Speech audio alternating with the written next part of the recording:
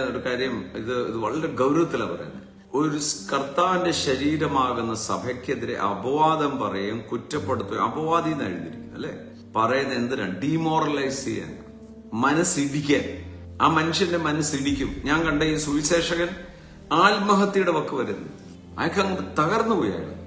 Do not be deceived. വഞ്ചിക്കപ്പെടരുത്. ഒന്ന്, കള്ളനും കള്ളന്റെ അപ്പനും, നുണ പറയുന്നവനും നുണ പറയുന്നതിന്റെ അപ്പനും, ഭോഷ്കന്റെ അപ്പൻ. രണ്ട്, കള്ളൻ അറക്കാനും മുടിക്കാനും മോഷ്ടിക്കാനും അല്ലാതെ വരുത്തില്ല. ഇതെല്ലാം യേശുവിന്റെ വാക്കുകളാണ്. മൂന്ന്, ലോകത്തെ വഞ്ചിക്കുന്നവനും സഹോദരന്മാരെ ലോകത്തെ മുഴുവൻ വഞ്ചിച്ചിരിക്കുക. അതാണ് ഇരുട്ട്. അവർക്ക് അറിവില്ല. സഹോദരന്മാരെ അപവാദം പറയുമ്പോൾ എന്നാ സംഭവിക്കുന്നത്? ഈ പറയുന്ന ആൾ അന്ധനായി പോകും. ഇപ്പൊ അന്ധത കൊണ്ടുവരുന്ന ആരാ? സ്വിച്ച് ലൈറ്റ് ഓഫ് ചെയ്യുന്ന പോലെ. വെളിച്ചത്തിൽ ഇരിക്കേണ്ട ആള് ഇപ്പൊ ലൈറ്റ് ഓഫ് ആയി, ഇപ്പൊ തപ്പിത്തേടി നടക്കുക.